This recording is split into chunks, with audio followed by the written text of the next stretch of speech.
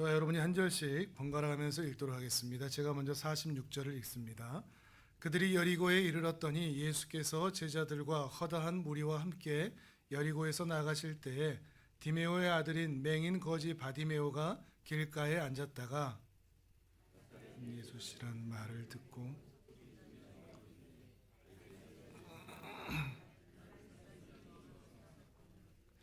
많은 사람이 꾸짖어 잠잠하라 하되 그가 더욱 크게 소리질러 이르되 다윗의 자손이여 나를 불쌍히 여기소서 하는지라.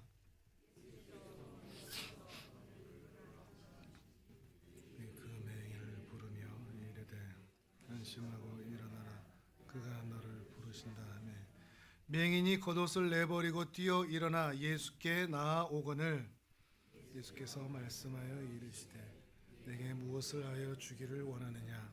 맹인이 이르되 선생님이여 보기를 원하나이다. 함께 읽습니다. 예수께서 이르시되 가라 내 믿음이 너를 구원하였느니라 하시니 그가 곧 보게 되어 예수를 길에서 따르느니라. 아멘. 때로 기도를 하다 보면 우리의 기도가 너무 포괄적일 때가 있습니다. 너무 일반적일 때, 때로는 너무 막연할 때. 예를 들면 참회의 기도를 할 때에도 주님, 제가 이번 주에 어떤 죄를 지었는지 잘은 제가 기억은 나지는 않지만 아무튼 예배당에 와서 참회 기도하고 있으니까 하여튼 뭉뚱그려서 다 용서해 주세요. 이건 기도가 아니죠. 또 은혜를 구하고 도움을 구할 때도 하나님, 좀 도와주세요. 이건 기도가 아닙니다. 이건 협박이죠. 하나님을 모독하는 일이 될 수도 있는 겁니다. 왜냐하면 하나님께 우리는 받을 것만 구하는 이기적인 마음으로 요청하는 것이기 때문에 그렇습니다. 하나님이라는 존재를 인격적으로 그분이 나를 인격적으로 대하든 나도 그분을 인격적으로 대하는 게 아니라 죄를 용서받고 문제를 해결받고 좀 더 편안해지는 것을 위해서 하나님을 이용하는 것밖에 되지 않기 때문이죠. 이기적이고 기복적이고 탐욕적인 마음이 그 밑에 깔려 있으면 기도가 막연해지거나 일반적이 되거나 포괄적이 될 수도 있다는 것입니다. 거기에는 주님과 나누는 친밀한 소통, 정, 눈맞춤 이런 것도 없을 수밖에 없죠.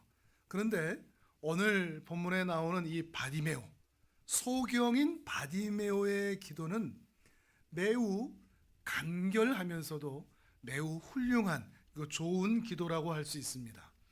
다윗의 자손 예수여 나를 불쌍히 여기소서. 여기에는 뭐가 담겨져 있는가 하면 믿음의 대상에 대한 분명한 고백이 담겨져 있습니다.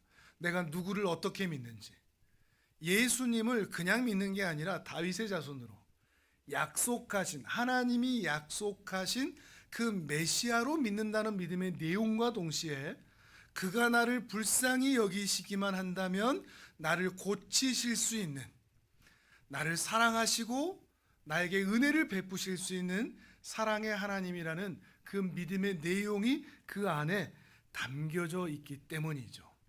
그런데 이 짧은 대화에서 우리가 오늘 주의 깊게 좀 살펴볼 내용들이 있는데, 예수님이 바디메오가 이렇게 요청했을 때 좀 이런 질문을 하십니다. 그래? 내가 너한테 뭘 해주길 바라느냐? 이런 내용이죠. 내가 너한테 뭘 해줄까? 물어보시는 겁니다. 왜 물어보실까요? 어린아이라도 이 소경 바디메오가, 앞 못 보는 소경 바디메오가 원하는 것이 무엇인지 분명히 다 알 것 아니겠습니까? 안 물어보셔도 알 것인데 왜 예수님은 내가 너에게 무엇을 해주기를 원하느냐라고 재차 물어보셨을까? 짐짓 모르는 척 하시면서 말이죠. 바꿔서 얘기하면 바디메오의 마음 깊숙한 곳에 콕 집어서 변화되길 원하고 이루어지길 원하는 그 소원의 내용이 밖으로 드러나기를 원하시느냐, 이것 때문입니다. 그러니까 예수님은 우리의 기도와 우리의 요청이 두루뭉실 그냥 일반적인 포괄적인 애매한 얼버무리는 그런 기도가 아니라 우리가 원하는 것을 콕 집어서 특정하여서 우리의 필요와 우리의 소원을 직접 하나님께 자세하고 구체적으로 아뢰기를 원하신다는 것입니다. 예수님이 그렇게 물어보시니까 바디베오가 분명하고 구체적이면서 간결하게 얘기하죠. 선생님, 보고 싶습니다. 보게 해주세요. 오늘 우리가 배워야 할 너무나 간단하면서도 기초적인 기도의 원리, 그것은 구체적으로 기도하라, 자세하게 기도하라, 특정하게 기도하라, 그리고 열정적으로 기도하라라는 것입니다. 애매하게 기도하지 말고, 퉁치듯이 기도하지 말고, 물론 너무 힘이 들 때, 아무 말이 나오지 않을 때, 아무 말도 할 수 없을 때도 있습니다. 그럴 때를 말하는 게 아니라 그냥 일반적인 상황에서 퉁치듯이 하는 그런 기도를 하지 말고, 할 수 있다면 모든 상황에서 특정하여 자세하게 구체적으로 열정을 가지고 기도하라, 이 말씀입니다. 그러기 위해서 오늘 여러분에게 두 가지를 말씀을 드리겠습니다. 구체적으로 기도해야 내 기도가 자라기 때문입니다. 나의 기도가 구체적으로 기도할 때 자라고 또 내가 자랍니다. 우리의 기도가 다른 종교와 다른 이유, 다른 모든 종교들에게도 다 기도가 있습니다. 근데 우리 기독교의 기도의 근본적인 차이가 뭐죠? 관계입니다. 다른 종교의 기도들은 비즈니스 관계입니다. 사업적 관계죠. 기도자가 소원을 가지고 또 필요한 것들을 가지고 그 기도 대상자에게 정성을 바치고 열심을 바치고 헌물을 바치고 물질을 바치면 그 기도를 듣는 대상자는, 대상신은, 신적 대상은 그 기도 대상자의 정성과 열심과 헌물을 보고서 무엇을 줄까 하는 것을 결정하죠. 사업적 관계입니다. 주고받는 거죠. 그러나 기독교의 기도는 전혀 그런 관계가 아닙니다. 우리가 얼마나 정성을 들여야, 우리가 얼마나 헌금을 많이 해야 우리의 기도가 들어지는가? 전혀 그렇지가 않습니다. 우리가 기도하는 것은 뭐냐? 기본적으로 관계입니다. 하나님과 나는 하나님과 그의 백성의 관계이고, 더 나아가서 아버지와 그의 자녀로서 자녀가 아버지에게, 어머니에게, 부모에게 요청하고 구하듯 말하는 것, 이것이 바로 기도라는 것이죠. 이런 대화가 깊어질 때 부모와 자녀의 사이도 애틋해지고 친밀해지듯이 더 구체적이고 더 자세하게 하나님께 구하고 아뢰일수록 하나님과 우리 사이는 더 깊어지고 친밀해질 수밖에 없는 것입니다. 그러니까 구체적인 기도라는 말은 이런 관계의 친밀함에서 나오는, 이런 표현 괜찮을지 모르겠습니다만, 어린아이들이 부모에게 쫑알쫑알 거리듯이 그런 친밀함에서 나오는 구체적이지, 제가 말씀드리는 구체적이라는 것은 자세하게 열거하고 자세하게 1부터 10까지 다 적고 다 말해야 하나님이 들으신다, 이 말씀을 드리는 것이 아니라는 것입니다. 우리의 기도는 아무 곳이나 맞아라 그러면서 쏘는 사냥꾼의 산탄총이 아닙니다. 사냥꾼도 그렇게 하질 않죠. 분명하게 목표물을 조준을 하죠. 우리의 기도도 그렇습니다. 아무 것이나 주세요. 주시면 뭐 고맙고, 안 주시면 뭐 할 수 없고, 이건 우리의 기도가 아니라는 것입니다. 부모와 자녀 관계도 그렇게 하지 않듯이 말이죠. 무엇보다도 이런 구체적인 기도가 바른 기도일 수밖에 없는 이유가 있습니다. 구체적으로 기도한다는 것은 나의 상황, 나의 환경을 잘 알고 있다는 의미입니다. 인식한다는 거죠. 내가 지금 처한 상황과 환경이 지금 어떤 형편에 있는 것이고, 그 상황에서 내가 얼마나 힘이 없고, 내가 얼마나 부족하며, 내가 얼마나 연약하고, 내가 얼마나 힘이 들고 한다는 것을 인정하는 것이 되기 때문입니다. 그러한 구체적인 것이죠. 또한 그러한 나의 연약함을 인정한다는 것은, 하나님은 내가 이렇게 연약하여 기도할 때 내 모든 기도를 들으시고 응답하셔서 바꾸실 수 있는 능력이 있는 분이라는 것을 믿고 신뢰하기 때문에 구체적으로 기도할 수 있습니다. 못 믿는데 어떻게 구체적으로 기도합니까? 안 줄 것 같은데 왜 얘기합니까? 줄 것 같으니까. 하나님은 능력이 있고 사랑이 있으니까 구체적으로 이야기하는 것이죠. 나의 작은 신음에도 응답하실 줄을 믿기 때문에 주저리 쫑알쫑알 내게 일어나는 모든 일들, 힘이 없다고, 연약하고 불쌍하다고, 할 수 없다고 도와달라고 구체적으로 하나님께 아뢰일 수밖에 없다는 것입니다. 그럴 때 우리의 기도가 자라게 되는 것이죠. 그러면서 우리의 믿음도 자라게 되는 것입니다. 그러니까 여러분, 할 수만 있다면 시간을 충분히 들이시고 자기 상황을, 그리고 자기 현재를 깊이 인식하셔야 됩니다. 살피셔야 됩니다. 지금 내 믿음의 상태가 어떤지, 지금 돌아가는 환경이 어떠한지, 상황이 어떠한지, 그리고 나의 능력이 어떤지, 내가 얼마나 부족한지, 그리고 하나님은 얼마나 크신지, 이것을 알 때 우리는 구체적으로 기도할 수 있고, 구체적으로 기도할 때 구체적인 응답을 받을 수 있습니다. 얼버무려서 기도했는데 그 기도가 응답됐는지 알까요? 모를까요? 도와주세요 좀. 뭘 도와줬는지 어떻게 합니까? 대충 기도하면 기도를 응답해 주셨는지 알 수가 없습니다. 그런데 하나하나 자세히 하나님의 은혜를 구하면 내 상황들을 다 하나님께 아뢰 때, 그 상황들이 나중에 돌아볼 때 이렇게 다 응답하셨구나 하는 것을 확인할 수 있는 것이죠. 그러니까 구체적으로 기도하면 구체적인 응답을 받을 수 있고, 구체적인 응답을 받으면 기도의 맛을 경험하게 되고 기도의 경험을 하게 되는 것입니다. 기도의 맛을 아는 사람은 세상 맛을 찾아서 이리저리 찾아다닐 필요가 없습니다. 기도하면 되는데, 하나님께 맡기면 되는데, 하나님이 역사하시면 되는데, 세상 사람들의 도움과 그들의 필요와 그들에 의하여 내 상황과 감정이 좌우될 일이 없다는 것입니다.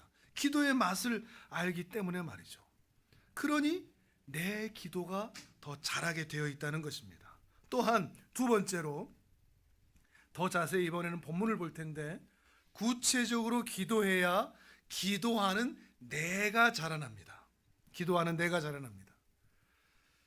뭉뚱그려서 기도하면 저도 그럴 때가 참 많아서 부끄러운데, 이렇게 말하기가, 설교한다는 것 자체가 지금 상당히 좀 부끄럽습니다. 왜냐하면 저도 이렇게 뭉뚱그려서 하나님 앞에 기도할 때 많거든요. 어떻게 기도하느냐? 하나님 오늘도 도와주시고 함께 해주시고 용서해 주시고 안녕히 계세요, 예수님 이름으로 기도합니다, 아멘. 이렇게 일어날 때가 많단 말이죠. 그런데 이건 30초도 안 걸리죠. 10초도 안 걸릴 수도 있겠습니다. 근데 이런 기도가 매일 반복이 된다면 30년을 기도해도 이 기도자는 잘할 수가 없습니다. 구체적인 기도, 그리고 분명한 기도, 자기 상황과 환경을 살피는 기도, 하나님의 크심을 아는, 그리고 자세하게 분명하게 하는 기도자는 반드시 열정적인 기도자로 이어질 수밖에 없습니다. 열정적인 기도자, 간절히 사모하면서 끝까지 간다는 말입니다. 언젠가 이 본문을 설교하면서 그런 말씀을 드린 적이 있는데, 열정이라는 것은 온도의 문제가 아닙니다. 열정이라는 것은 시간의 문제입니다. 세월의 문제입니다. 열정이라는 것은 얼마나 뜨겁냐가 아니라 얼마나 오래 가느냐입니다. 어떤 장애물이 있어도, 어떤 문제가 있어도 끝까지 가고야 마는 것, 그것을 가지고 열정이라고 하는 것이죠. 구체적으로 기도하면서 하나님께서 이 기도를 응답해 주시기를 소망하면서 그 기도가 응답되기까지 끝까지 기도하고야 마는 것, 이것이 바로 열정적인 사람으로 나아가는 기회요 길이라 하는 것입니다. 오늘 바디메오가 그렇습니다. 이 사람은 소경입니다. 소경이라 먹고는 살아야 되는데 일할 수가 없으니까 할 수 있는 것이 여리고 성 외곽 지역에서 구걸하는 것입니다. 아마도 사람이 많은 곳, 왕래가 많은 곳에서 매일 구걸을 해야 생계를 유지할 수 있었을 것입니다. 근데 그러던 어느 날 평소와는 매우 다른, 확연히 다른 그런 분위기가 느껴졌습니다. 사람들이 시끌벅적 난립니다. 눈이 보이지 않기 때문에 귀가 발달해 있죠. 다른 감각들이 매우 발달해 있죠. 특히 귀가 눈이나 마찬가지지 않습니까? 그래서 바디메오가 지나가는 사람들에게 묻습니다. 지금 무슨 일이요? 그러니까 지나가는 사람이 이야기를 해줍니다. 나사렛 예수가 지나간다네. 이 말 한마디 해줬습니다. 나사렛 예수가 지나간다네. 그런데 갑자기 이 바디메오가 그 말을 듣자마자 고래고래 소리를 지릅니다. 다윗의 자손 예수여, 나를 불쌍히 여기소서. 다윗의 자손 예수여, 나를 불쌍히 여기소서. 사람들이 다 쳐다볼 정도로, 깜짝 놀랄 정도로, 사람들이 꾸짖을 정도로, 시끄럽다고 할 정도로 크게 절박한 마음으로 소리를 지르는 것입니다. 근데 사람들이 다 뭐라고 하죠? 조용히 있어라, 꾸짖습니다. 잠잠해라, 입 닥치고 있어라. 정말 그런지 오늘 본문을 다시 한번 확인해 볼까요? 46절에서 48절을 우리 성경을 보면서 우리 같이 한번 확인해 보도록 하겠습니다. 같이 읽습니다. 시작. 그들이 여리고에 이르렀더니 예수께서 제자들과 허다한 무리와 함께 여리고에서 나가실 때에 디메오의 아들인 맹인 거지 바디메오가 길가에 앉았다가 나사렛 예수시란 말을 듣고 소리질러 이르되 다윗의 자손 예수여, 나를 불쌍히 여기소서 하거늘 많은 사람이 꾸짖어 잠잠하라 하되 그가 더욱 크게 소리질러 이르되 다윗의 자손이여, 나를 불쌍히 여기소서 하는지라. 아멘. 이 소경 바디메오, 디메오의 아들인 거지 바디메오, 이 사람의 이야기가 참 궁금합니다. 왜냐하면 이 다윗의 자손이라는 이 말은 심상치 않은, 그러면서도 정말 중요하고 소중한 예수님의 별명이거든요. 근데 이 자리에 있던 사람들 중에 이 시끌벅적 난리 같은 이 시장 바다 같은 이 자리에 아무도 예수님을 향해서 다윗의 자손이라고 말한 사람이 없었습니다. 그런데 단 한 사람, 앞 못 보는 이 소경, 거지, 바디메오만 다윗의 자손 예수님이라고 부르면서 나를 불쌍히 여겨달라고 소리쳤던 것이죠. 이 소경이 지나가는 사람한테 들은 말은 뭐죠? 나사렛 예수였습니다. 나사렛 예수라고 들었습니다. 그런데 그 나사렛 예수라는 말이 그의 머리를 통과하여, 머리로 들어와서 가슴을 통과하여 입으로 나오는 말은 다윗의 자손 예수입니다. 다르죠? 들어온 정보와 그의 마음을 통과하여 입으로 고백된 말이 다르다는 것입니다. 이 말은 그저 예수를 나사렛 출신의 유명한 선지자, 마술사, 랍비, 선생, 이 정도로 알고 믿는 것이 아니라 이스라엘 사람이라면 누구나 알고 있고 누구나 기다리고 있는 하나님이 약속하신 다윗의 자손으로 오실 여자의 후손, 바로 그 메시아, 구원자로 이 예수를 믿고 소리치고 있다는 말이 됩니다. 그러니까 예수님을 구원자로 믿고 있는 것이죠. 하나님의 아들로 믿고 있는 것입니다. 여기서 중요한 사실이 바로 이것입니다. 바디메오가 열정적일 수 있었고 분명할 수 있었고 구체적인 기도를 예수님께 나와서 할 수 있었던 근거, 그거는 이 믿음의 내용 때문입니다. 바디메오의 열정은 바디메오의 믿음과 결탁되어 있습니다. 연결되어 있습니다. 열정 따로 믿음 따로가 아니라는 것입니다. 바꿔서 얘기하면 바디메오가 가진 바른 믿음, 저 예수가 구원자야, 메시아야, 다윗의 후손이야 라고 하는 그 바른 믿음이 그로 하여금 열정적으로 끝까지 자세하게 구하도록 기도하도록 만들었다는 것입니다. 진짜일까요? 이 소경의 믿음, 바디메오의 믿음, 사람들이 많이 있어서 그냥 군중심리에 자기도 그냥 시끄럽게 한번 소리친 거 아닐까요? 혹시나 이렇게 소리치고 그러면 예수가 나를 불쌍히 여겨서 동량이라도 더 해줄까 이런 마음으로 했던 거 아닐까요? 이 바디메오의 믿음이 진짜인지는 예수님의 평가를 통해서 확인해 볼 수 있습니다. 제일 뒤끝 52절 같이 한번 볼까요? 52절입니다. 시작. 예수께서 이르시되 가라, 내 믿음이 너를 구원하였느니라 하시니 그가 곧 보게 되어 예수를 길에서 따르니라. 아멘. 내 믿음이 너를 구원하였다, 이 말을 바꾸면 어떻게 되죠? 이 바디메오의 믿음은 어떤 믿음? 구원을 얻을 만한 믿음이라, 이런 얘기가 되는 거죠. 구원 얻기에 조금도 부족함이 없는 믿음, 예수를 따르기에 충분한 믿음이라고 예수님께서 직접 평가하신 것입니다. 그러니까 이 바디메오는 분위기에 휩싸여서 혼자 열광하고 있는 것도 아니고 어떤 요행이나 기적을 바라면서 혹시 좀 고쳐주지 않을까 이런 걸로 소리치고 있는 것도 아니고 진실로 예수님이 메시아라고 믿고 그 예수를 향하여 소리치고 있다는 것입니다. 복음서에 보면 예수님이 그 믿음을 인정한 사람들이 그렇게 많지 않은 것을 생각해 본다면 이 바디메오의 믿음은 진실한 믿음, 순전한 믿음이라는 것을 우리는 생각해 볼 수가 있는 것이죠. 그러면 이 소경은 어떻게 알았을까요? 이 예수가, 나사렛 예수가 다윗의 자손 예수라는 것을 어떻게 알았을까요? 소경이라고 했죠. 소경은 눈이 안 보이지만 뭐가 발달되어 있다고요? 귀가 발달되어 있다고요. 다른 감각들이 더 발달되어 있다고요. 여리고성 외곽에 늘 거지 구걸을 하고 있었다고요. 사람들이 많이 지나가는 그 길목에, 그리고 거기에서 예수의 이야기를 참 많이 들었을 겁니다. 실제로 복음서 곳곳에 보면 그 시절에 예수는 굉장히 유명한 사람이었습니다.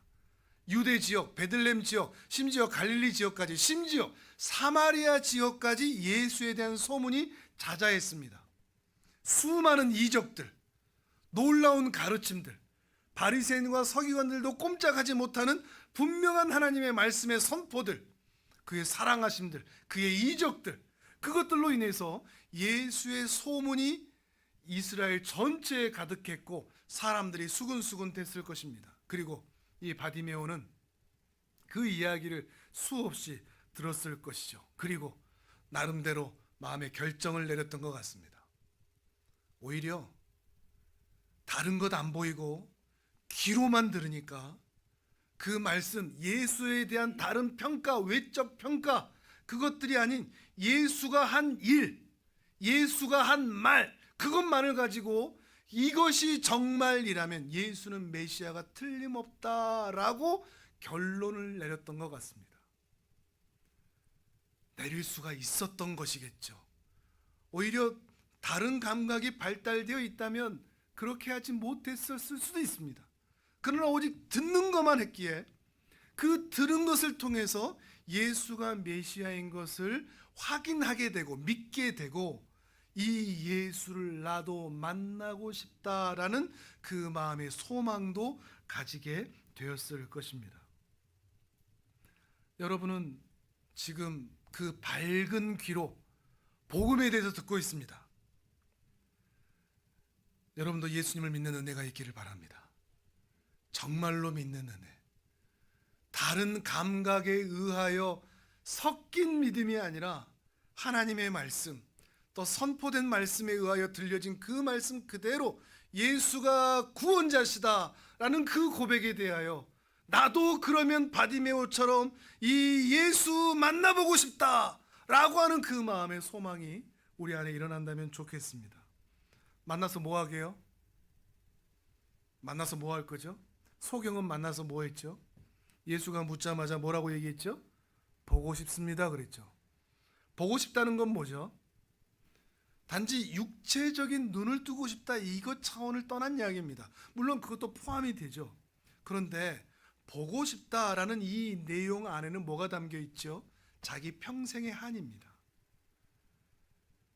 내가 사람들한테 소외받는 근거, 이유, 거지처럼 살아가고 구걸할 수밖에 없는 고생하는 고통스러운 인생의 근본적인 바로 그 문제, 바로 그 문제를 고침받고 싶다고 말하고 있는 것입니다.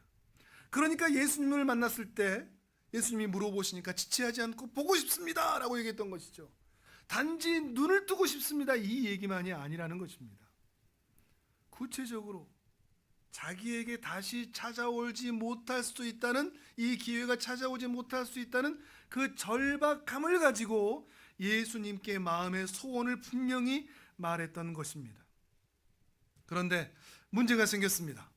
장애물을 만난 거죠. 무수한 사람들이 그 앞에 있었습니다. 단지 사람만 많은 것이 아니라 그 사람들의 비아냥거리는 소리, 비난까지 있었습니다. 평생의 한인 이 눈뜨는 문제, 나도 당신들처럼 좀 보고 살 테야 라고 하는 것인데도 사람들의 반응은 매우 차가웠습니다. 48절에 어떻게 되죠? 많은 사람이 꾸짖어 잠잠하라 하되. 참 가슴 아픈 이 문장 아닌가요? 한두 사람이 아니라 많은 사람이 꾸짖어 잠잠하라. 짧은 한마디로 기록되어 있지만 정말 상처받는 순간일 것입니다. 빈정대는 소리, 비아냥거리는 소리, 상처되는 말. 그래서 그렇게 예수님께 가고자 했던 그거를 포기하고 싶게 만드는 그 말. 소경 너 따위가 나설 자리가 아니야. 입 닥치고 가만히 있어. 조용히 있어. 이런 말이죠. 귀가 더 발달되어 있다고 그랬죠. 그런 귀에다가 소리쳤으니 얼마나 마음이 아팠겠습니까? 예수님을 메시아로 알아보고 만나보겠다고 했는데 포기하고 싶은 그런 순간이 생겼으니까요. 여러분이 이런 말 들으면 어떨 것 같습니까? 우리 같으면 예수님을 만나러 간다고 하는데 누가 나를 이렇게 한 소리 합니다. 그러면 그 가는 길, 그 가는 목적 다 잊어버리고 그 사람하고 싸우죠. 누가 나한테 그런 말 했어? 네가 내 인생을 알아? 그러면서 내가 가야 할 목적을 내 분노 때문에 가지 못하고 틀어버리는 일이 많습니다. 그만큼 상처가 크니까요. 우리도 그럴 때가 많죠. 그런 말 들을 때 많지 않지 않습니까? 이제 좀 바르게 좀 살아보려고, 열심히 좀 살아보려고 했는데 꼭 과거를 끄집어내서 부모 속을 그렇게 속이더니 옛날에는 그렇게 살더니 진지게 정신 차리지 그랬냐 뭐 등등등, 네가 배운 것이 있냐 가진 것이 있냐 열심히 일하지 그랬냐, 그래도 뭐 앞으로라도 열심히 하면 좋은 일이 있을 거다 잘 살아봐라. 이게 위로인지 격려인지, 이게 아니면 상처가 되는 말인지 말이죠. 이런 말을 들을 때가 많습니다. 이런 말을 들으면 우리 마음이 뒤틀리죠. 처음에 가졌던 열심히 살아보려고 하는 그런 마음들이 다 포기되고 중단하고 싶은, 신앙도 그렇죠. 예수님 잘 믿어보려고 하는데 옆에서 누가 또 이렇게 한 소리씩 하면 다 포기하고 싶은 그럴 때가 있습니다. 근데 그거 아십니까? 우리도 그런 말을 들을 때가 참 많지만 사실 우리가 그런 말을 할 때가 더 많다는 걸. 내가 누군가의 말 때문에 포기하고 중단하고 상처받은 적도 많지만 내가 누군가를 중단하게 만들고 포기하게 만들고 상처 주는 일을 가족에게, 부부에게, 자녀에게, 가까운 사람들에게 했을 때가 더 많다는 것을 말이죠. 아무튼 이 소경이 지금 이런 상황을 만난 것입니다. 그런데 바로 이때가 중요합니다. 이런 상황을 만났을 때가 중요합니다. 이때가 믿음의 사람이 고난과 역경 가운데서 어떻게 반응하는지가 드러나는 장면이니까요. 그래서 의인은 믿음으로 말미암아 산다는 말이 무엇인지, 어떤 환경, 어떤 형편에서도 믿음으로 끝까지 간다는 것이 무엇인지가 가장 잘 드러나는 순간이 바로 이 순간입니다. 바디메오도 그렇습니다. 바디메오가 어떻게 하는지 한번 볼까요? 47절 48절을 읽어보겠습니다. 47절 48절 시작. 나사렛 예수시란 말을 듣고 소리질러 이르되 다윗의 자손 예수여 나를 불쌍히 여기소서 하거늘 많은 사람이 꾸짖어 잠잠하라 하되 그가 더욱 크게 소리질러 이르되 다윗의 자손이여 나를 불쌍히 여기소서 하는지라. 아멘. 그가 더욱 크게 소리질러 이르되, 마치 그 빈정대는 소리를 닫아버리겠다는 듯이, 안 들은 채 하겠다는 듯이 더 크게 소리 지르는 거죠. 못 들었을까요? 아니죠. 들으라고 한 말인데, 들으라고, 상처받으라고 한 말인데, 그러나 들은 채를 하지 않습니다. 때로 이런 자세가 정말 필요한 것 같습니다. 상처되는 말을 들었는데 들은 채를 하지 않는 겁니다. 상처받았는데 그거에 매이지 않는 겁니다. 거기에 묶이지 않는 겁니다. 소경은 그 말을 들었지만, 그 상처를 받았지만, 빈정대는 소리에 마음이 아팠지만 그가 가야 할 발걸음을 멈추지 않았습니다. 기어이 가고야 말겠다는 일념으로 그의 시선이 예수님께만 고정되어 다윗의 자손 예수여 나를 불쌍히 여기소서, 더 예수님 바라보고 더 구체적으로 예수님께 기도하고 있는 것입니다. 장애물을 만나도, 상처를 받아도, 어려운 일을 만나도 중단하지 않고 멈추지 않고 포기하지 않고 계속 가는 것, 이것을 가지고 열정이라 얘기하는 것입니다. 진정한 열정의 사람이라는 것이죠. 여러분에게도 이런 열정이 있기를 바랍니다. 포기하지 마십시오. 끝까지 가십시오.